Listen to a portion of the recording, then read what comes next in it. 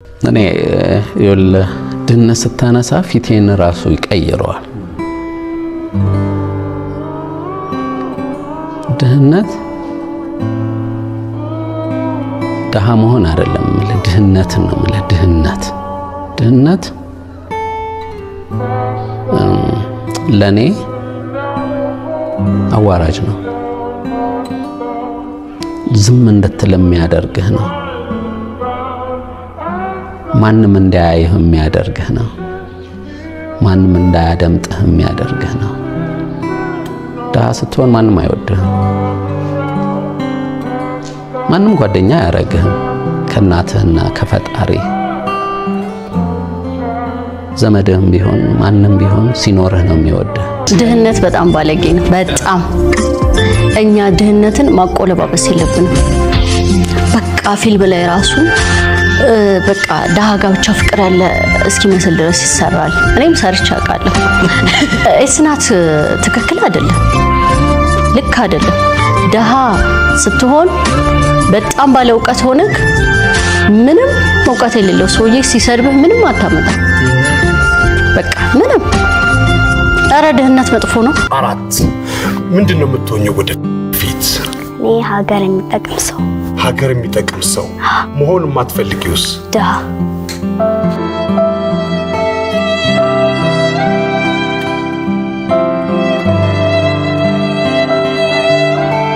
ደሃ ከመሆን እግዚአብሔርን ሁሌ ነው ማለት ደሃ ከምታረገኝ ድጋሚ ወድቀሽ ትንሻለሽ ከምትለኝ ወደ መቃብር ከተተኝ እንዳታኖረኝ ነው ማለት እኔ የፈለጋችሁትን በሉ እኔ ድህነትን አልፈልግም ባይዘው ደሃ ከሚያረገኝ ወይም ደግሞ ቸግሮኝ ከምኖር እግዚአብሔር ሞቴን ያፍጥነው በቃ መብቴ ነው ሞቴን ያፍጥነው አዎ ሞቴን ድጋሚ ዳውኜ ልለምን ፈጣሪው ከዛም ችግር አረ መዳነልም ጥራይ ወደ አንተ ቤት አዎ ይሄ የኔ ውሳኔ ነው ባይ ወይ ይሄ የኔ የእናንተ ውሳኔ አይደለም ምክንያቱም እኔ ድህነትን አይቼ ያደኩ ልጅ ነኝ ድህነት በጣም አስቀያሚና አስጠሊታ እንደሆነ አውቃለሁ ስለማቅ ስላልወርኩበት በጣም ነው የምጸየፈው ድህነትን ጥላቻ ምናምን አይደለም የምትፈልገው መብላት የምትፈልገውን ሳታገኝ መልበስ የምትፈልገውን ሳትለብስ ሰዎች ካንተ ያንተ ኩዮች እየለበሱ አንተ እየተመኘክ ካደክ ያንን ዘመን ድጋሚ ማስታወስ አትፈልግም መለወጥ ነው የምትፈልገው መቀየር ነው የምትፈልገው ብር ሲኖር አዋቂም ሳትሆን እንደዋቂ ትታያለህ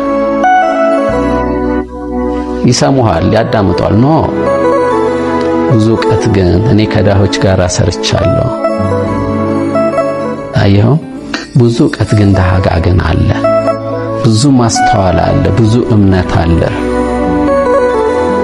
ብዙ ታማኝነት አለ ግን ያ ድህነት ግን ይሸፍነዋል እንዳይወጣ ያደርገዋል እንዳይታይ ያደርገዋል ስለዚህ ድህነት ዕውቀትንም የሚሸፍን ነው እምነትንም የሚሸፍን ነው ታማኝነትንም የሚሸፍን ነው ውስጥ ያለውንም የሚሸፍን ነው ሰዎች ድህነት ውርስ አይደለም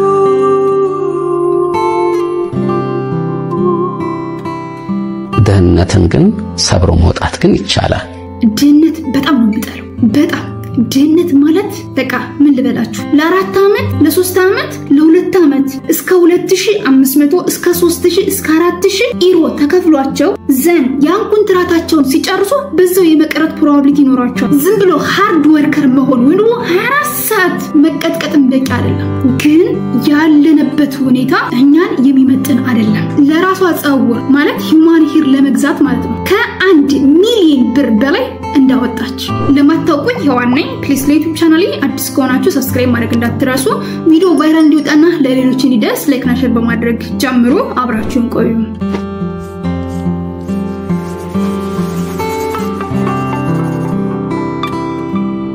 ዩኒቨርሳል ቲዩብ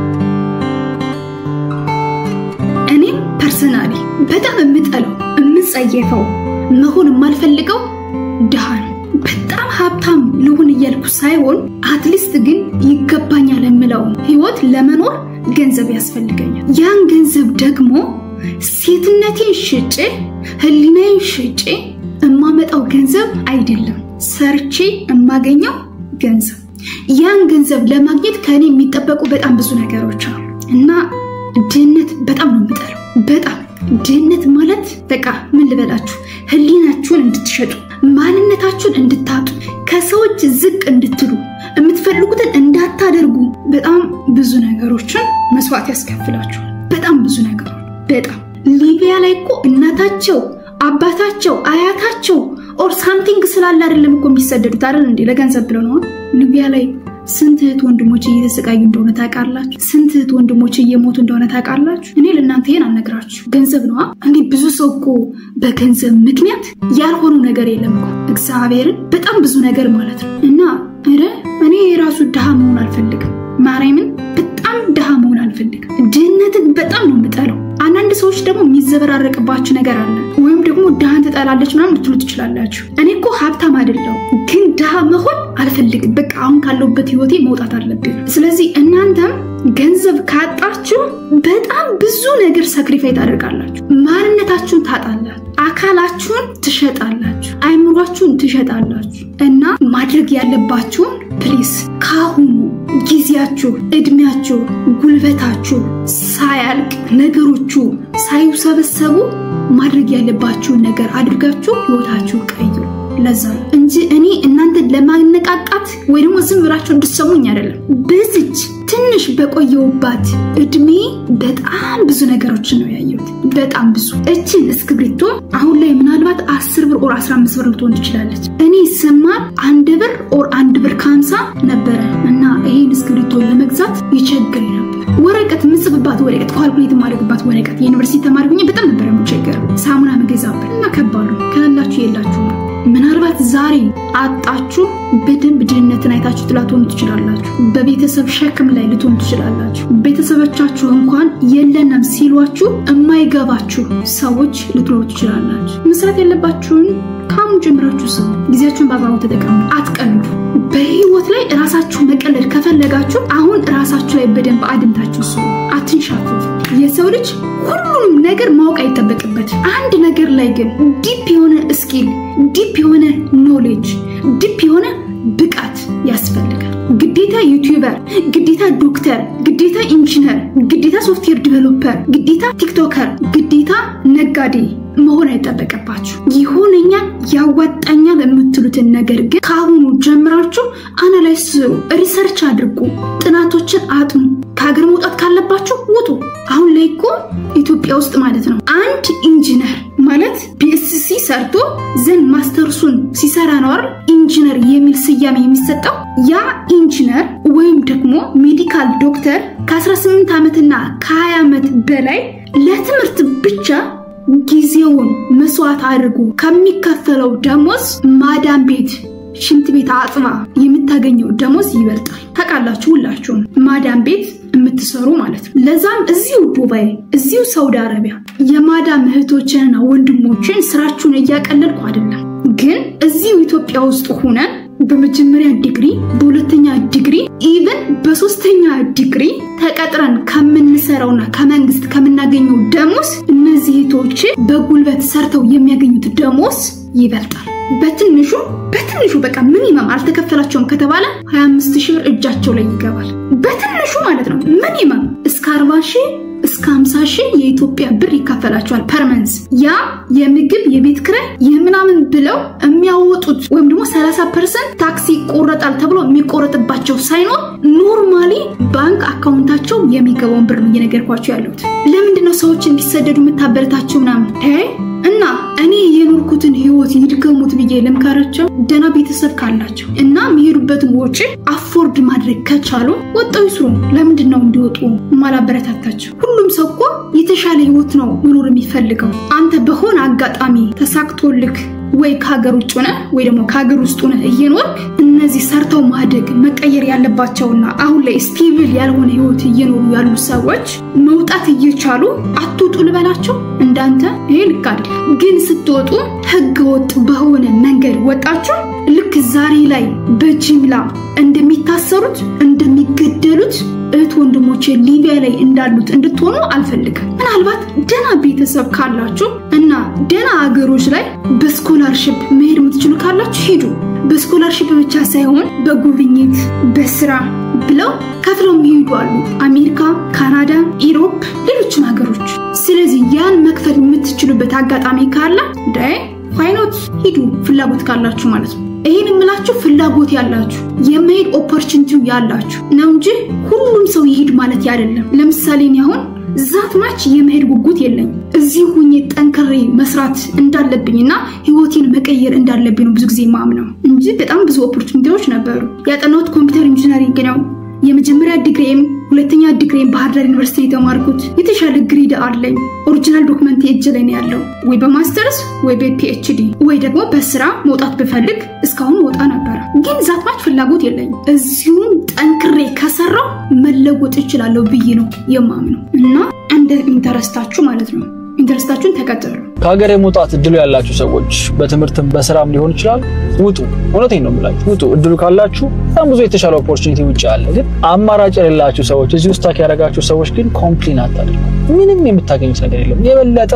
ከባድ ጊዜ ሊኖራችሁ ነው ራሳችሁ ላይ የምታደርጉት ፕላስ ደግሞ እዚህም ሀገሩ ነው ብዙ ማሳካት ይቻላል ግን እያለቃቀሳችሁ ከሆነ ስላታሳኩት ምክንያቱም እያያችሁ ያላችሁት ኔጌቲቭ ሳይድ ነው አሁን አብሬያችሁ መዋል ከማልፈልጋችሁ ሰዎች መካከል አገሪቱ እንደዚህ በቃ ምን አገኛለሁ ከዛ ስለ አንድ ነገር እኮ ባወራው ቁጥር ሞር ስለሱ ነገር ነው ዲግ ያደረኩ ሪሰርች ያደረኩ መጣው ኒውስ ፊዴ በሙሉ ስለዛ ነገር ነው የሚሆነው ለምን ራሴን ስፖይል አደርጋለሁ በቃ አገኘው ዘዳይ የተሻለ ነገር ከሆነ የሚፈልገው ፎከስ እና አቴንሽን ይሆን አለበት ያለው በሲቹዌሽን የተሻለውን ሳይድ ማየት ላይ ነው እንጂ ያለውን ኮምፕሌን ማድረግ አይደለምና ኮምፕሌን ስታደርጉ ያላችሁን ማታመሰግኑትም ውስጣችሁን እንዴት ይበዛል አንዴ የሆነ ነገር ሲያበሳጫችሁ ሌላ ደግሞ የሆነ ነገር ይጨመራል ምናምንና ሚዝራብል የሆነ ነገር ውስጥ ነው የምትወርቁት ሰው መውጣት ከቻላችሁ ውጡ መውጣት ካልቻላችሁ ግን just አፋችሁን ዘግታችሁ አንገታችሁን ቀብራችሁ መስራት ትምህርት አይጠቅምም በጣም ብዙ ሰው ፓሽን ሆነውማ ኢንጂነሮችን አታያችሁም ዶክተሮችን አታያችሁም አስተማሪዎችን አታያችሁም መማር ማለት ድህነት ነው or something ፕሊዝ በእናታችሁ ትምህርትን ከድህነት ጋር አታያይዙት ድህነት ምርጫ ነው ምናልባት ልክ እንደኔ ከደሃ ማህበረሰብ ወጣችሁ ሊሆን ይችላል ህይወታችሁን ለመቀየር ያላችሁበትን ሁኔታ ለማስተካከል ጊዜ ይፈጅብናል እንጂ የምንፈልገውን ህይወት መኖር እንችላለን አትማሩ ምክንያቱም ተማርክ ማለት ልክ እንደ ዶክተሩ እንደ አስተማሪው እንደ ኢንጂነሩ ደሃ ነው የምትሆነው እንደዚህ አትበሉ መማር ማለት ብዙ ነገር ነው የምትማሩት ሲጀመር በጣም ብዙ ነገር ኖርማሊ ስላይድ ማንበብ ብቻ አይደለም ወይም ደግሞ የሆነች ፊልድ ላይ ግራጁዌት ማድረግ አይደለም ብዙ ነገር በህይወታችሁ ትማራላችሁ በጣም ብዙ ነገር እና መማር ማለት ድህነት ነው or something just graduate አድርጎ የተቀመጠ ሰው ያወራው ወሬ ይዛችሁ ወይ ደግሞ አሁን ላይ ደሞዙ ያልበቃውን ዶክተር አስተማሪ ይዛችሁ ያን እንደሮል ሞዴል እየተቀሳችሁ አይ መማር ማለት እኮ እንደዚህ ነው መማር ማለት እኮ እንደዚህ ነው አትበሉ ተማሩ ትምህርት ይጠቅማል አሁን ለምሳሌ ካናዳ ለመሄድ በወርክ ቪዛ እስከ 2 ሚሊዮን ብር ይጠይቃል ዩሮፕ ለመሄድ ቱርክ ለመሄድ በጣም ብዙ ብሮችን እስከ 600 እስከ 700 እስከ 800 ሺህ ብር ይጠይቃል ብትማሩ ዕውቀት ቢኖራችሁ ዲግሪ ቢኖራችሁ እኮ በስኮላርሺፕ የኢትዮጵያ 10 ሺህ ብር ሳትጨርሱ መሄድ ትችላላችሁ እንዲሁም ደግሞ በስራ ራሱ ጓደኞች እዚህ ላይ ሆኖ ኦንላይን ሰርች ያደርጋሉ ኮምፒውተር ያደርጋሉ ዘን ራሳቸው ካምፓኒዎች ስፖንሰር አድርጓቸው ለ2 አመት ለ3 አመት ለ4 አመት በኮንትራክት ይወስዷቸዋል እነዚህ ሰዎች ለ4 አመት ለ3 አመት ለ2 አመት እስከ 2500 እስከ 3000 እስከ 4000 ዩሮ ተከፍሏቸው ዘን ያን ኮንትራታቸውን ሲጨርሱ በዛው የመቀረት ፕሮባቢሊቲ ይኖራቸዋል ደግሞ ያን የወሰዱትን ኮንትራክት እየሰሩ አርፈው አይቀመጡ ብዙ ነገሮችን ሰርች ያደርጋሉ ኮምፒውተር ያደርጋሉ ያመቻቻሉ ስለዚህ መማር በጣም ነው የሚጠቅመው ዛሬ ላይ አስተማሪው እየተከፈሉ ያለው ደሞዝ በቂ አይደለም ዶክተሩም በቂ አይደለም ለጅግር ይሁን እና አሁን ባለው አሰራር ሳቲስፋይድ ያልሆኑ ሰዎች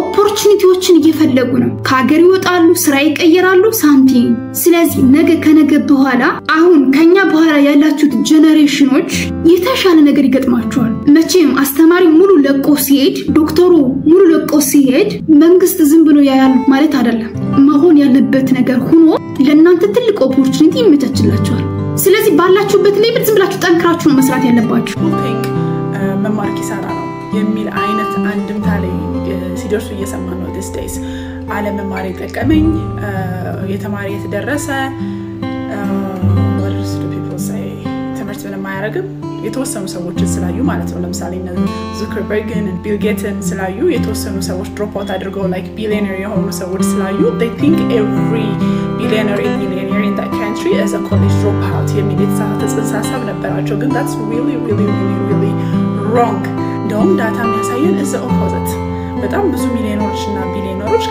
ካልተማሩት ይልቅ የተማሩት ይበዛሉ። ለምሳሌ ያገኙት እንዳታ ላንብላችሁ።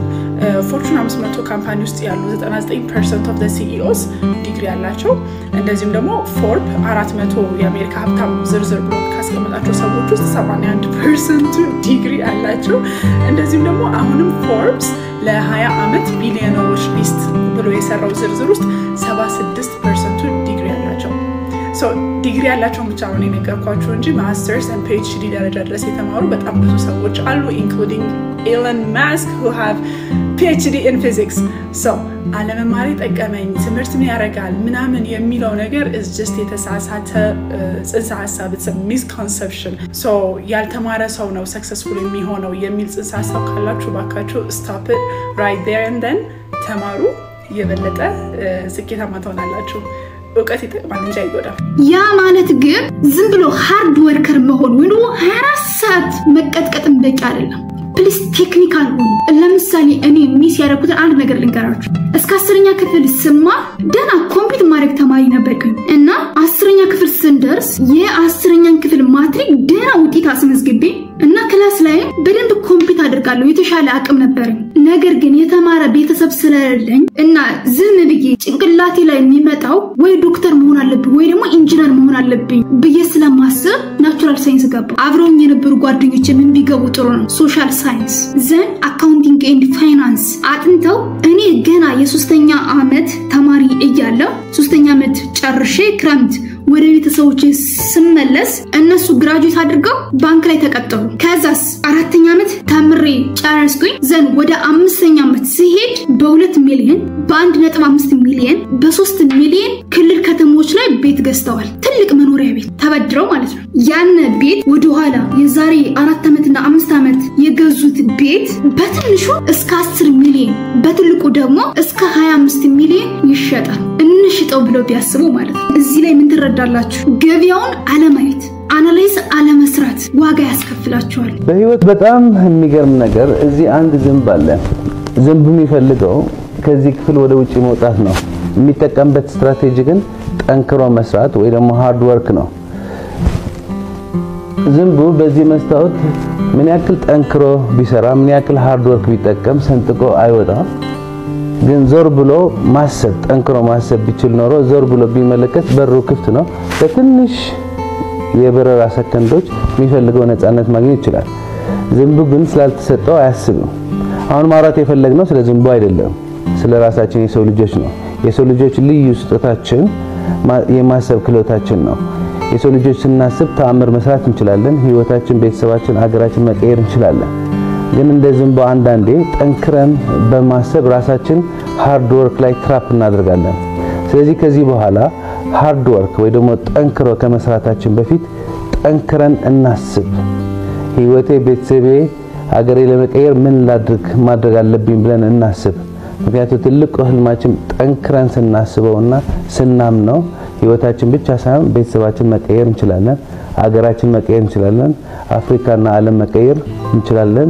አዎ እንችላለን። ነገር ግን በወቅቱ ዝም ብሎ ጠንክሮ ከማንበብ እና ክላስ ላይ ፐርፎርም ከማድረግ ነገ የት ላይ በሰራ ውጤታማ ሊሆኑ ይችላል ምንድነው ማድረግ ያለብኝ የሚለውን ልክ ጓደኞች ቤተሰቦቻቸው መክረዋቸው እና በሐሳብ አግዘዋቸው ወደዛ ጆይን እንዳደረጉ ሁሉ እኔም ጓደኞችን ጠይቄ ከነሱ ጋር ጆይን ባድረግ ተጠቃሚ ሆን ነበር። አሁንም ግን ያ አንዴ አልፏል። አሁን ካለውበት አትሊስት የተሻለ ህይወት መኖር አለብኝ፣ አናላይዝ መስራት አለብኝ። ስለዚህ እናንተ በተለይ ተማሪዎች ዝም ብላችሁ ብላይንድ በሆነ መንገድ አትሄዱ፣ አናላይዝ ስሩ። የሚያስደስታችሁ ነገር ታውት ማለት አይደለም፣ ፓሽናችሁን አትከተሉ ማለት አይደለም። አትሊስት ግን የትኛውን ብከተል ውጤታማ ሊሆን ይችላል የሚለውን ሰዎችን ጠይቁ፣ ሪሰርች አድርጉ እና አክሽን ውሰዱ። ብዙ ሰዎች አሉኮ ፓሽናቸውን ተከትለው ገና በ22 በ23 በ24 ዓመታቸው እንዴ እድሜ ልካቸውን የሚያኖራቸው ህይወት እየኖሩ ያሉ እና ሰነፎች አትሆኑ። አሁን ስንቶቻችሁ ናችሁ አስተማሪዎች ማለት ነው ከ1 እስከ 12ኛ ክፍል የምታስተምሩ ኬጂን ጨምሮ እንዲሁ ደግሞ የዩኒቨርሲቲ አስተማሪዎች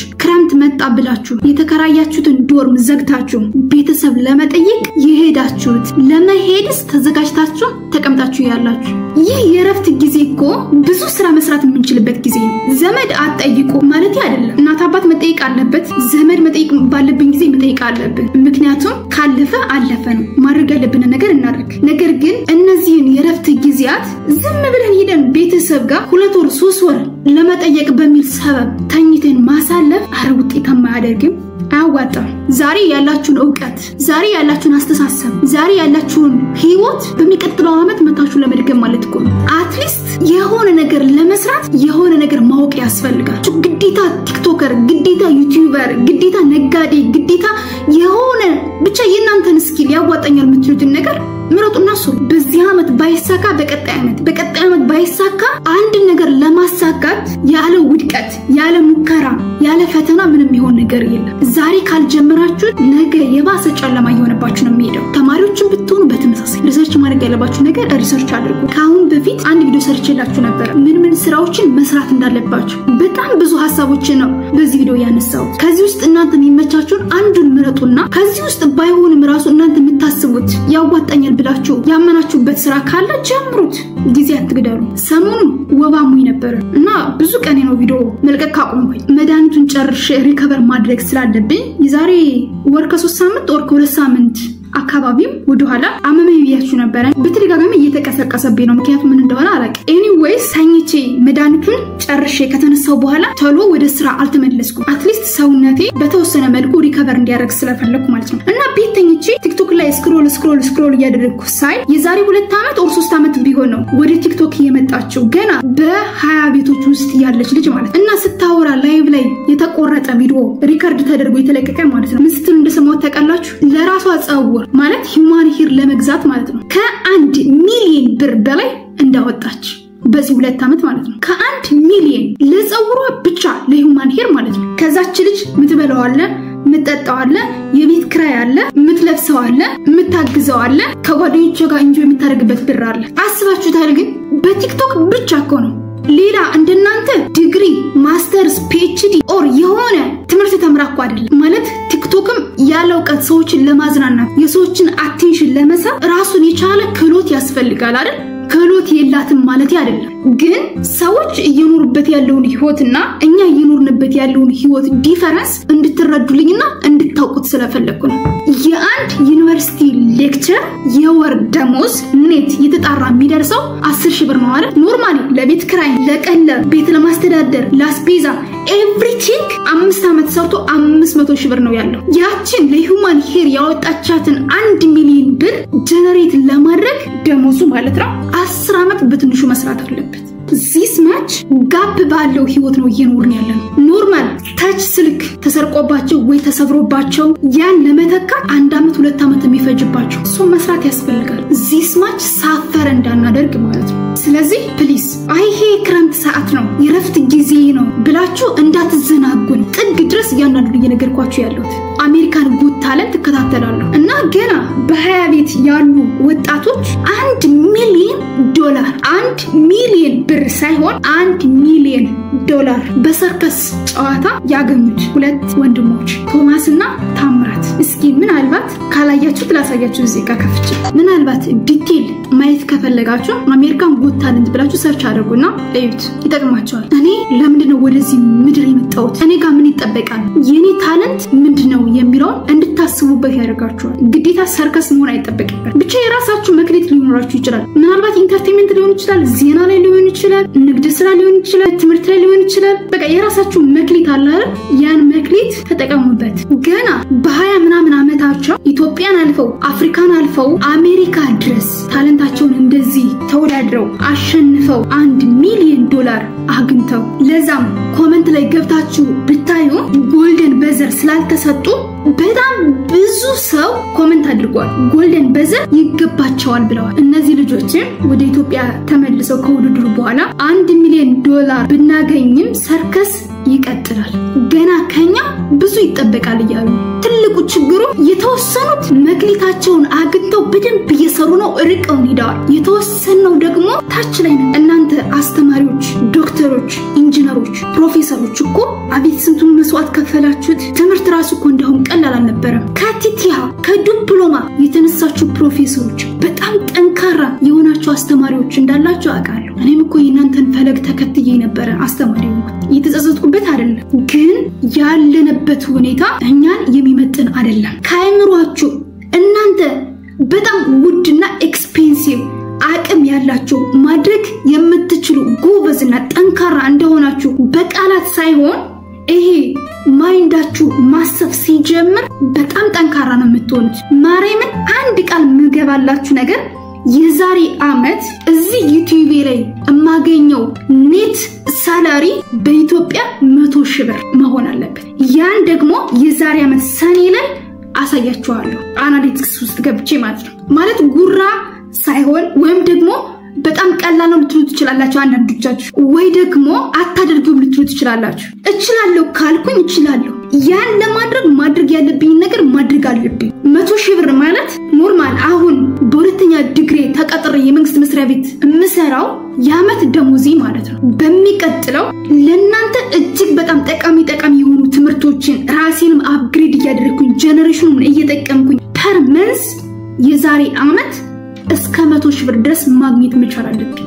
ለዛ ከኔ የሚጠበቁ ብዙ ነገሮች አሉ፣ አደርጋለሁ። ተማሪ በነበርኩበት ሰዓት ይሄን እሆናለሁ ስል አቶኝም የሚሉ ብዙ ሰዎች ነበሩ፣ ግን ሆኜ አይቻለሁ። አሁን ያልኳችሁ ነገርም ለእናንተ ምናልባት ኢነርጂ ከሰጣችሁ ቼክ ማድረግ ከፈለጋችሁ ያዙትና የዛሬ አመት ጠይቁኝ አሳያችኋለሁ። ስለዚህ እናንተ ሰውነታችሁ ሽክፍ ይበል፣ ዝርክርካቱ ማለት ምን ማድረግ እንዳለባችሁ፣ ከማን ጋር ማውራት እንዳለባችሁ፣ ምን አክሽኖችን መውሰድ እንዳለባችሁ እያንዳንዱን ካልኩሌት አድርጋችሁ ተንቀሳቀሱ። ቀዝቃዞች አትሆኑሽ። በዚህ ክረምት ተማሪዎችም አስተማሪዎችም የማዳም ቅመሞችም እንዲሁም በየትኛው መስሪያ ቤት ተቀጥራችሁ የምትሰሩ እህት ወንድሞቼ ምን ማድረግ እንዳለባችሁ በደንብ አስቡ። የሆነ ዕውቀት የሆነ ስኪል የሆነ ሐሳብ ይዛችሁ ለፉ። ጊዜያችሁን ዝም ብላችሁ ያላግባብ አታባክኑ። እኔም ካሁን በኋላ በደንብ ሪሰርች አድርጌ እናንተን የሚጠቅሟችሁ ስለ አርቲፊሻል ኢንተለጀንስ፣ ስለ ቤዚክ ኮምፒውተር ስኪል፣ ስለ ቪዲዮ ኤዲቲንግ፣ ስለ ዩቲዩብ በአጠቃላይ ስለ ፐርሰናል ዲቨሎፕመንት እያንዳንዳችሁ እንዴት ከቴክኖሎጂ ጋር መሄድ እንዳለባችሁ፣ ሶሻል ሚዲያውን፣ ዲጂታል ማርኬቲንጉን፣ ቢዝነሱንና ቴክኖሎጂውን እንዴት መጠቀም እንዳለባችሁ ዲቴል በጣም ብዙ ነገሮችን አሳያችኋለሁ። ዛሬ ላይ እንኳን ሰብስክራይብ ባታደርጉኝ ነገ ከነገ በኋላ ሳትፈልጉ በግዳችሁ ሰብስክራይብ ታደርጋላችሁ። ምክንያቱም ብዙ ትምህርቶችን ብዙ ለውጦችን ስለምታገኙ የኔን ላይፍ ፕሮግረስ እንደመነሻ መውሰድ ትችላላችሁ። እስካሁን የመጣውበት ዝም ብሎ ነው። ካሁን በኋላ ደግሞ ኤክስፖኔንሻል በሆነ ግሮውስ እሄዳለሁ። ብዙ ነገሮችን እንሰራለን በጋራ። ደጋግሜም እንደምነግራችሁ እኔ እናንተን ለማነቃቃት ብዬ ወይም ደግሞ እንድትሰሙኝ ብዬ አይደለም የምናገረው። ይጠቅማችኋል ብዬ ካለኝ ላይፍ ኤክስፒሪየንስ እና እኔ የሚሰማኝ ነው ለእናንተ ሼር የማደርጋችሁ። ስለዚህ ብዙዎቻችሁ እንደምትጠቀሙበት ተስፋ አድርጋለሁ። አሁንም በድጋሚ ላሳስባችሁ እስካሁን አብራችሁን ቆይታችሁ ዩቲዩብ ቻናሌን ሰብስክራይብ ካላደረጋችሁ ፕሊዝ ሰብስክራይብ አድርጉ። ቪዲዮ ቫይራል እንዲወጣና ለሌሎች እንዲደርስ ላይክ እና ሼር በማድረግ አግዙኝ። በሌላ ቪዲዮ በሌላ ታይም እስካገኛችሁ መልካም ጊዜ። ባይ ባይ።